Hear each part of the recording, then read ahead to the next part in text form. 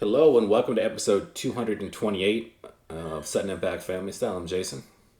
Bill and Arf and Jason. No, if you know Jason and I, if you listen to us for the last 4 years, you know that our number one story for the week is Russell Westbrook being a Laker. Yes. And I have seen almost zero positive media. I don't understand the complete dislove of Russ.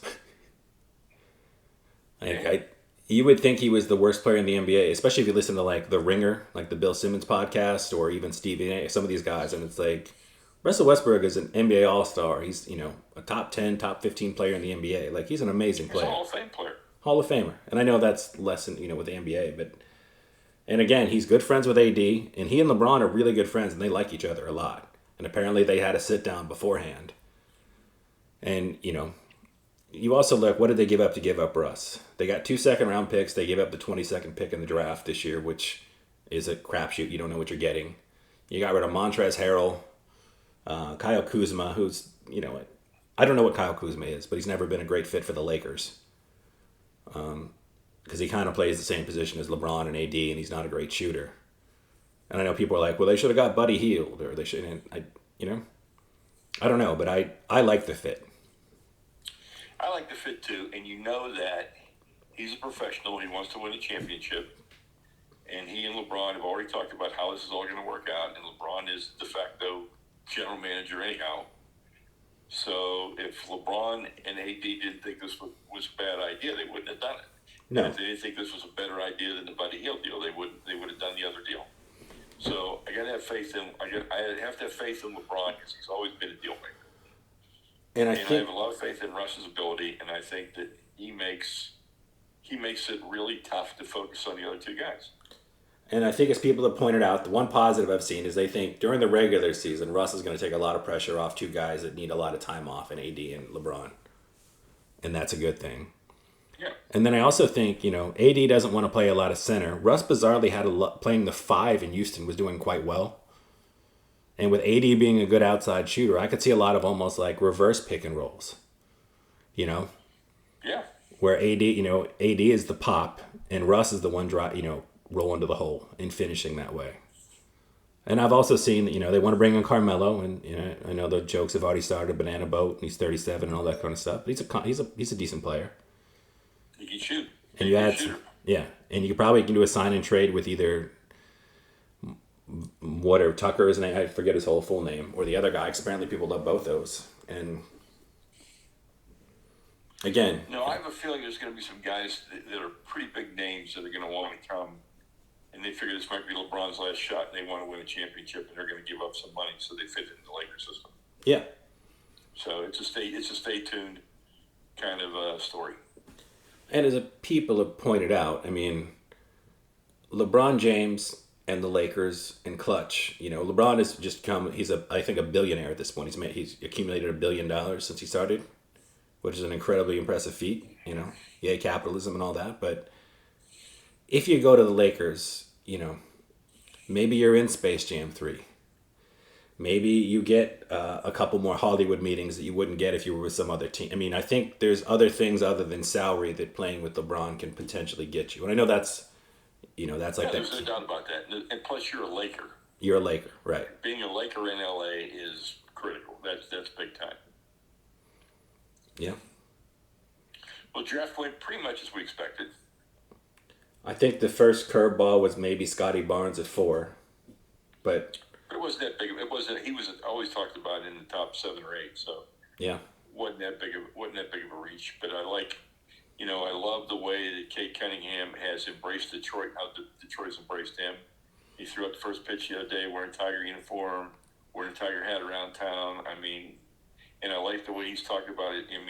If I was going to Detroit, I don't think I would be excited about going to Detroit. No, but as a place to be and a place to live. But he has embraced it, and they're going to love him for that. And we talked a little bit about certain teams in the NBA not having much of a tradition, but you got the Bad Boy Pistons and Isaiah Thomas, and they have a history, and that's a city that's embraced the team, at different times. And they had a nice draft last year with some good athletes. You had Cade Cunningham. I mean, they could be a team on the come up, and he ingrains There's them no doubt Kate Cunningham will be better as an NBA player than he was at Oklahoma State, just because he'll have more talent around him. without a doubt. I mean, he had guys at Oklahoma State that were good, but they weren't all-star good. They weren't, they weren't pro prospects. They weren't good shooters. They were decent for Oklahoma State. They weren't, they weren't all that. Yeah. And so he couldn't do everything he's capable of because they weren't good enough to play with him. No. So we'll see what happens, but I'm excited about it. And I like we talked about the Magic's draft. We like the Magic's draft. We This did. could be a year. They got two really good players, so we'll see what happens. Again, though, it's what you do with them when you get them. That's true. And then I think, the other three big dominoes we haven't heard much from. Dame and the Blazers have basically said, we're not talking about it right now. So he wants to focus on the Tokyo Olympics, and that's, nice.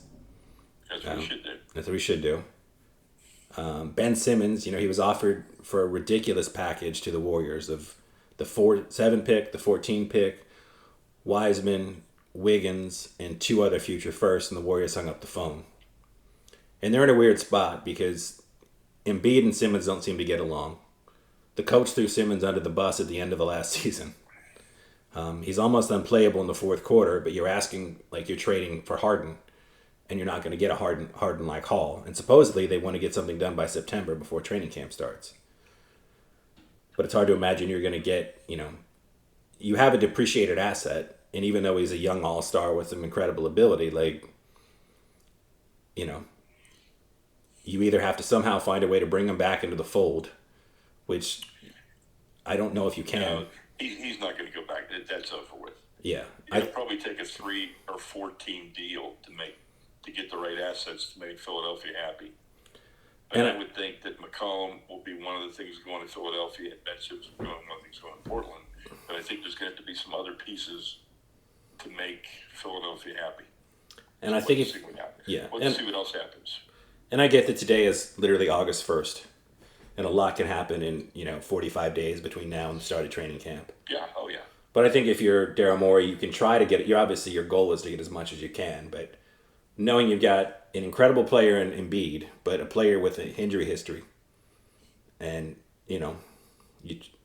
I feel like maybe you need to make the trade on paper that maybe it doesn't look like you won the trade necessarily, but maybe from a chemistry on court standpoint you win the trade, and you're a more competitive team. You have a better team. Maybe you're not going to get the haul of extra draft picks down the future for him. Yeah. But maybe that's just what you have to do.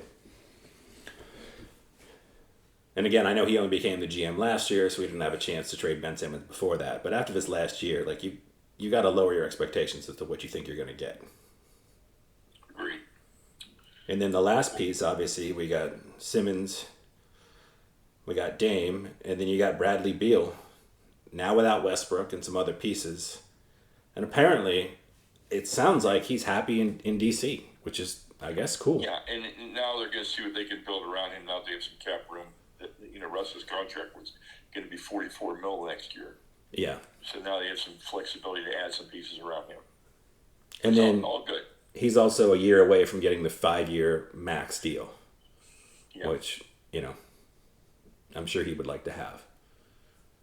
But those were the, Let's move on to the SEC, and Texas Oklahoma is all official.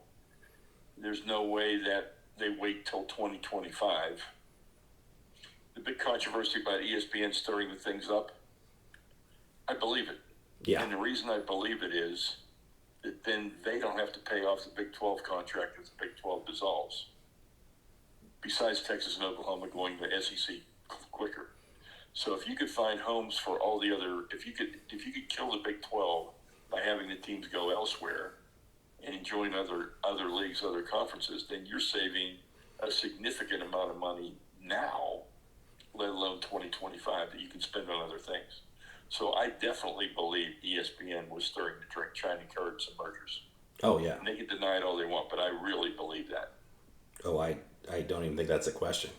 And again, I mean, I'm sure Texas and Oklahoma are pushing. Obviously, you got, the SEC probably wants to start, getting their form. I mean, everybody probably outside of other teams in the Big 12. This is what everybody wants right now. Yeah. Because again, it's weird. Like, It's the end of the Longhorn network that they're paying for, because now they just become part of the SEC network, which ESPN owns. So they get off of that hook. I mean, this is a big financial windfall for ESPN if the Big 12 goes away and these two teams go. And since they are going to the SEC, it's a big financial windfall. Big change. And I think that said, I don't know what happens. I don't know, I don't think you take, like I said before, I don't think you add 4 mediocre teams to the Big 12. And if you do, there's no way you get the money you were getting. So every team has to understand they're going to get less money. And it doesn't look like the other leagues are in any hurry to expand. They're going to consider it, figure out what they're going to do, what's best for them. There's also talks about mergers or affiliations. And we'll have to see what that would mean. But there's a lot of stuff underwritten here. Who knows where it goes? Yeah, and I'm sure, these have been rumors for years, and they always are. So, I'm sure some proposals have already been on the table and things along those lines. But if you're a recruit, would the unknown, would you feel better if, like, Oklahoma State was just a Pac-12 team? Would that affect you? Or would you be like, all right, whatever, I don't care, I'm just going to go play? Texas hasn't dominated the Big 12. Right. And they're going to a much tougher conference. Exactly. Oklahoma's dominated the Big 12, but they're not going to dominate the SEC. No, they haven't proven it in any of the bowl games. So to me, it looks like they'll get more money. They'll get just as many games on TV as they always did. They'll probably get the same quality recruits they've always gotten. But but they'll make more money, and that's the only thing that's going to change. Yeah. Other than a much larger travel bill. Much larger. Yeah. Well. Moving on, Olympics. USA today leads in medals, not in the golds, but they lead in the medals. Caleb Dressel has been the story, 5 gold medals in swimming. Pretty impressive. Katie Ledecky's won 4 in swimming. So we'll see them in Subway commercials very soon. Yeah, it was fun watching. I'm not a big swimming fan, but it was fun watching this guy swim because he is awesome. He is really powerful. Xander Schauffele wins the gold medal in golf, despite Roy Sabatino playing for Slovakia, shooting a 61, which was an Olympic record. So I guess he's the silver medalist.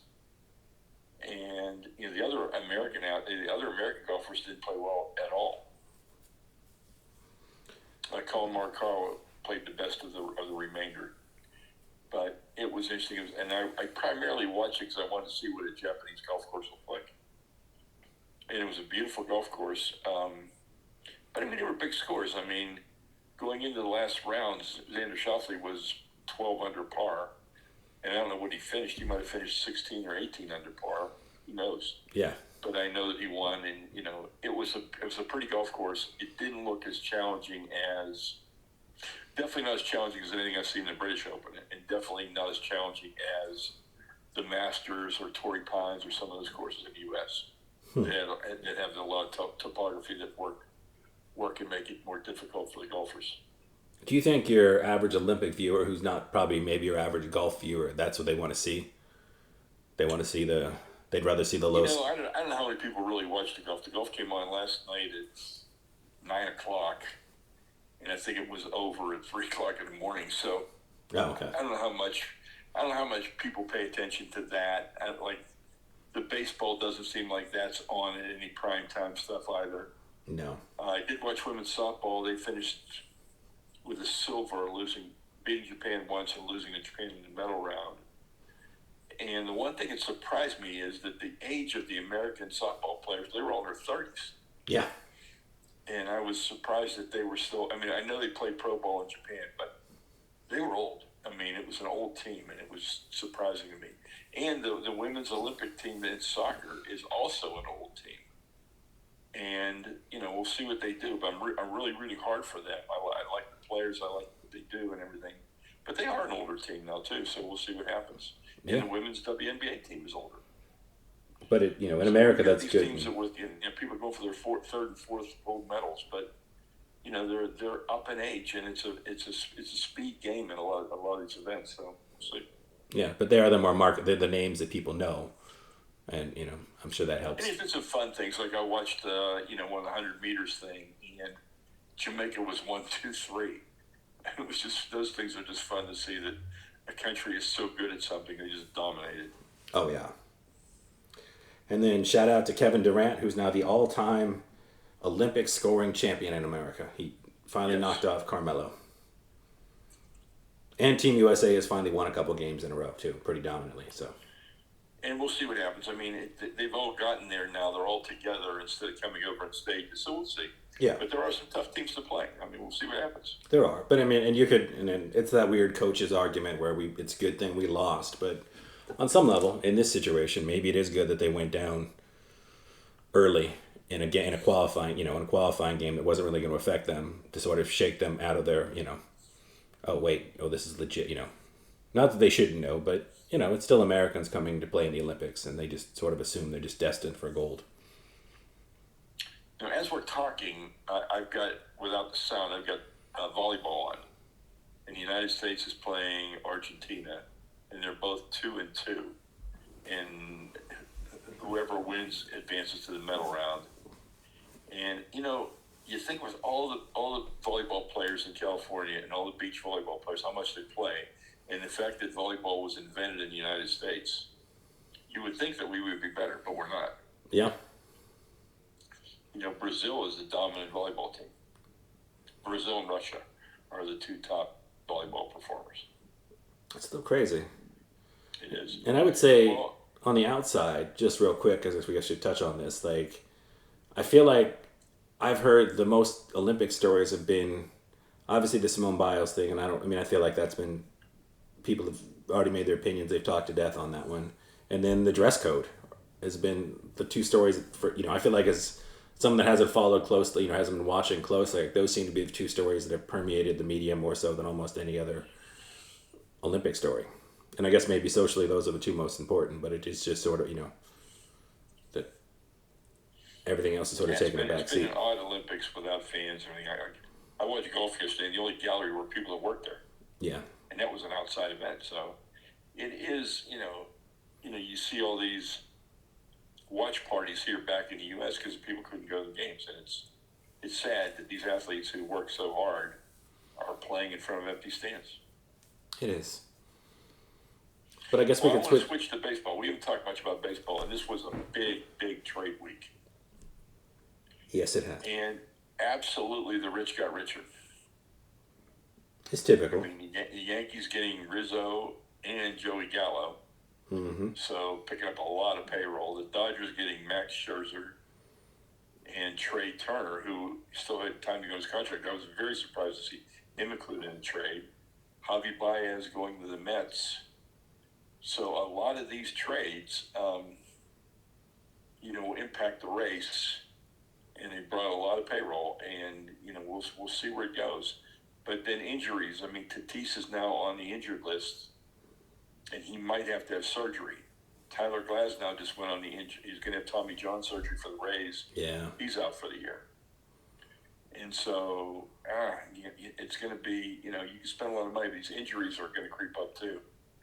And it's going to be a combination of who's spent and who's hurt and who's healthy. Agreed. But it was fun. Rizzo hit 2 home runs in his first 2 games. Javi Baez hit a big home run for the Mets. And I've never seen, well, I take it back. I've seen once. The only time I've seen a team dismantled the way the Cubs are dismantled Was the Rays? was when Charlie Finley dismantled the Oakland A's after they had won 3 world championships. And the Miami And team. all those stars went everywhere. And Miami was dismantled, but they didn't have as many stars. This was a lot of stars with the Cubs and a lot of stars with Oakland. I mean, a lot of big names. There were good players in Miami, not as many stars, like 1 or 2 stars. This was like 4 or 5 people. Big numbers. Well, we don't need to get into who they got in the trades, but a Pirate did accomplish something we haven't seen ever, right?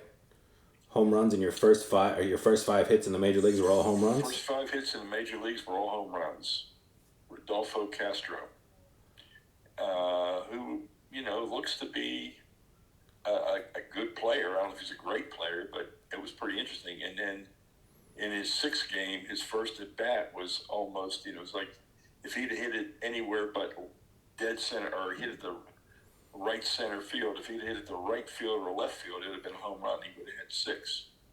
But he didn't make it. And then Joey Votto bid for home runs in 8 straight games, which would have been the record. And he finished with 7. And his ball hit off the top of the fence and came back in. Yeah, that was pretty crazy. Yeah. And if you're watching ESPN, the Jumbo Shrimp, which is one of my favorite minor league team names, have a Spider-Man now, and he played and he climbed the wall and climbed the wall just like Spider-Man. Got a running start, ran up the wall, reached up and caught a home run. So, it was a fun play to watch. And it'll probably be replayed a little bit this week and next. I would assume so, yes. Yeah. And I guess we got some football news for sure. The cursed Carson Wentz continues to be cursed, right? Carson Wentz may be out for a while. He might need surgery on his foot. Yep. And he heard it walking from the parking lot to the facility. And I don't know who the backup is there. I think they're going to have to make a trade. Nick Foles' name has popped up. Mariota's popped up. I'm sure any of the sort of, those names are going to pop up everywhere. And I'm sure he hurt his foot more severely somewhere else, and that whatever happened walking from the parking lot to the stadium was the one that, just the straw that broke the camel's back. But that's a guy that just can't, he had that one incredible year where he got hurt, and then Nick Foles won the Super Bowl, and since then he's been kind of dinged up, and Dak Prescott's dinged up again. He's not throwing. Yeah. And then the Viking quarterbacks are all out on COVID. And the Redskins are a little COVID decimated as well. So we have our first game of the week this week, Thursday night. We get the Steelers and the Cowboys in the Hall of Fame game, which is, we'll see a lot of second, third stringers and rookies in that game. But we'll also see some great Hall of Fame induction speeches this week. But maybe not poor Troy Polamalu on one of our show's favorite players. We might see Polamalu from a remote site, yeah. I'm sure he'll still have his glorious hair down, though. So, I'm sure he will. And it'll look good on camera. I'm looking forward to watching. Looking forward to watching the speeches live this year, which I don't rarely do. But I figure since I've got 4 Steelers, that makes it worth watching. Yeah, it's a good year for Pittsburgh football in that state. So it is. I'm excited about it. And then we're getting. I'm excited for the NFL to start. So, and hopefully, more people get vaccinated and we don't have games on Tuesdays and Wednesdays, because it definitely impacts it. It does. The Steelers were playing really well until, if you think about it, until all those games got canceled and they lost their bye and they were playing on Tuesday, Wednesday on 4 days. And then that's when they started to lose games. It's true. They obviously played some tougher opponents and they didn't have a lot of backup quarterbacks to go against, but that definitely affected it. And again, I realize if you look at the numbers and you're like, well, if football on Monday and Tuesday, it's hard for an owner not to just, kill the golden goose. But the way football is structured, I think, is what makes fantasy work. I think it's what makes the NFL so exciting is that, Sundays a day I'm sitting home watching TV and I can pretty much watch every single game except for Monday Night Football. And then obviously now Thursday Night Football. But it was nice just to have everything at once, Yes. Have some friends over, order some wings and pizza or whatever your food of choice is, and just enjoy a bunch of football. Whereas the more you spread it out, the more it becomes like, I got to work late on Tuesday. I'm not going to watch a Tuesday game. Or I got to get up early on Wednesday. That you don't want to, I understand. For the players too. Yeah. We'll see the impact this year of the 17th game. It's true. And we know, as we've talked before, Jay, that if there's no big deal with the 17th game, that 18th game is right around the corner. Oh, yeah, that's already in the works. But again, now, I mean, and I know that the football's already gone through it and when you went from 12 to 14, 14 to 16, but now numbers, which people love, are kind of out the window right now, you know? What is a 1,000-yard running season now that you play 17 games? What's a 1,000-yard receiving season? And again, there's other factors too. Obviously, they throw the ball more. You know, defense can't hang on people. But I just those are you know, historically, it becomes harder and harder to sort of, you know, Yeah. put numbers into Jim perspective. Brown gaining 1,000 yards in a 12-game season. How many would he have gained in a 17-game season? 2,000. Yeah. Would 2,000 be the standard? What would be the standard? I mean, you know, it's hard to say. The standard should at least be 1,800 yards in a 17-game season. 1,800 yards should be the equivalent of a 1,000-game season in a 12-game season. Right. Because Derrick Henry had a 2,000-yard season at 16, but I think when Eric Dickerson had it, it was 14, and then obviously OJ, it was less than that too. So I mean, it's a tough one. Well, we will start doing our NFL previews next week. Yes, we will, and we will break down who we, you know, again. You've seen us for 4 years, so you know, take it with a grain of salt. Either use it as information to bet with or bet against, based on how you feel like we are with our predictions. Yes, I would bet against me. Well, I only win because I just keep betting on Tom Brady. You know. True. It's hard to bet against him. Yeah, but again, I'm just afraid to bet against him. So he's a monster. So next week will probably be a slightly longer show. So this one might be a little bit shorter, but I'll roll into entertainment moments right now. Okay. On AMC Plus, there's a new show called Kevin Can F Himself, and it's a very unique show. It cuts back and forth between a multicam, you know, sitcom, and it's very sitcom-y down to the laugh track. And then when she's away from her husband and her husband's friends, who were pretty awful, but awful in a sitcom way, like they do goofy things like, you know, the multiple, like I'm going to have dinner with my wife and also dinner with my friends and keep saying I forget something, running back and forth. And then it becomes a really sort of gritty drama when she's by herself. And it stars the woman who played Alexis on Schitt's Creek in a very different role, obviously, because it's not a comedy. And it takes place in Boston, and the accents are very good. It's well cast. And like I said, the first episode might be a little jarring, because you go from, you know, laugh track sitcom into gritty drama, back to laugh track sitcom. But once you can sort of get the cadence of the show, when the story opens up, it becomes very intriguing. I wouldn't call it an A+ show by any stretch. It's more of a solid B, but I really want to see what happens with the show. Okay. And it's 8 episodes. It's on AMC or AMC Plus, depending on your, you know, where you're coming from. Well,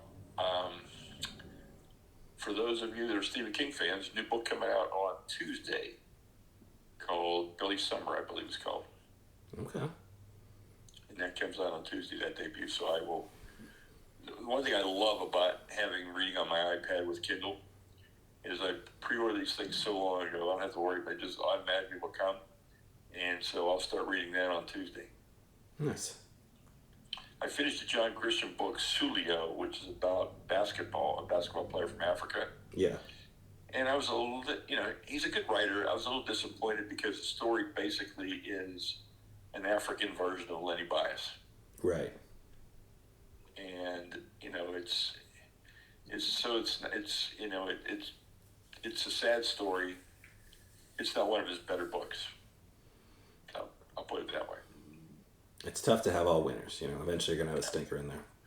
And I had no food moment this week. Oh, I do have a food moment. I forgot to tell you. Okay. I went to a place called Beard Papa. And all Beard Papa makes is cream puffs. You go in and they have 9 different shells, and each shell either has chocolate, vanilla, green tea, strawberry, like a bunch of different ones. And you pick your you know, you say you want the chocolate cream puff, and then you tell them what sort of filling it is. And there's a bunch of different fillings you can get, including, you know, some, you know, traditional ones like your chocolate, your vanilla, and then, or you can get green tea or, you know, matcha or some different things. You pop them in and then you get them home. The one thing they do different, they are very messy. He takes a traditional cream and he mixes it with 20% whipped cream. So it's a lighter filling, but it's also, it makes it a little bit messier. But that's all they do there. So you get, you know, you get sort of your choice. And it's sort of a fun, you know, quirky little dessert. And they give them in a nice little box, take them home, and you got some Some cream puff. So it's I went beer. to a place like that in San Francisco in an urban mall in downtown San Francisco. Okay. It was like a Swedish place or something like that, but that's what they had. And you picked it. They just filled the cream puff for you while you were there. Exactly. And we got a couple to And go. it was really good, but it was really messy. Yeah, and maybe it'll be messy either way, but it seems like because you made the cream puff without putting the cream in right away, it stays, normally with an eclair it gets a little moist. Sorry for Yeah. people that are triggered by that word for whatever reason. But it stays crispier, so you've got a crispier bite. And then, like I said, this place, because they take your traditional cream and mix it with whipped cream, it's a lighter cream, but then it's also it's less dense, so it can squirt out a little bit more. Okay. I mean, it's definitely, we got ours to go because we're still, we go in with our masks, we got our food to go, and we come home and eat. But if you do happen to eat it there, just be ready to, have napkins at the ready and, because the cream puff is also a tough fork and knife sort of thing, too, at the same time, I think. It's very tough. Cream puff it's so good. Yeah. But it's a It very is what it awkward is. eat. Yeah. So it's nice to just take it home and, you can just eat it the way you want to eat it and, clean yourself up after. So next week, we'll get some NFL previews. And we'll talk Hall of Fame game, probably Olympic wrap-up.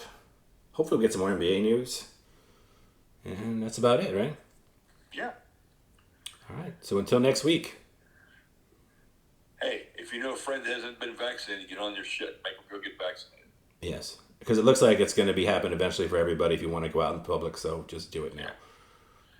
And Jason and I talked. We are all pro mandated vaccine. You want to make your money, get vaccinated. Exactly. All right, buddy. Have a good week.